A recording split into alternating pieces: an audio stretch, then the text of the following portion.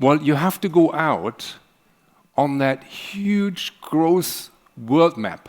There's a huge map out there. It's more than social media, it's more than AI, it's not all of these things, it's something very different. In marketing, there are many ways to drive growth.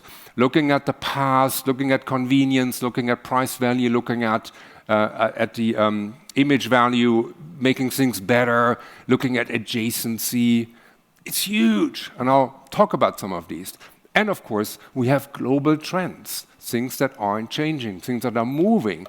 And the question is, can you tap into these trends? Even if you don't think about them today, there might be something in for you.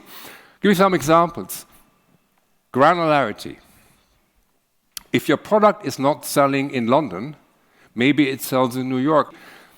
Diageo, during COVID, remember Diageo, drinks company, sold in pubs, sold in restaurants, sold in airplanes, big. During COVID, what happened? The entire distribution collapsed, literally overnight. They had to close all the hotels. They had, for some parts, no more business left. They very quickly moved money, resources, people to places where there was still growth. In fact, if you think about it, in 2020, the worst year, Diageo only shrunk revenue by 8.7%. That's pretty cool, given that the whole distribution was gone overnight. And then next year, it already rebounded, granularity.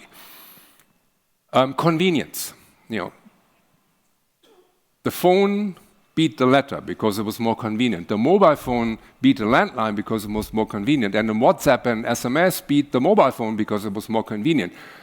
In the US, the biggest challenge of the tuna fish industry is that young people can't be bothered opening a can.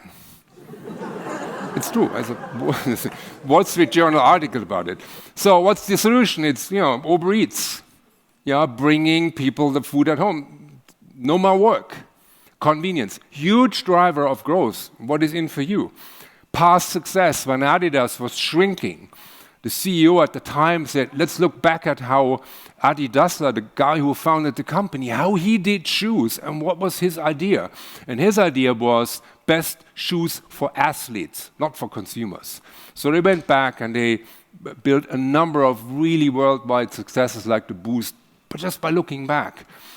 Think about the large mega trends. The growth is not in Europe. On average, it is in Asia Pacific. India and China might add 500 million more consumers by 2030. What's a way to benefit from that? Important. And many of them buy things like the Power Fitness, right? It's a important thing. There's a huge market for stuff like this. So, can you tap into that? By 2050, 2.5 billion more people will live in cities. And they all need houses and food and education and divorce lawyers and all these things, right, that you need when people live together.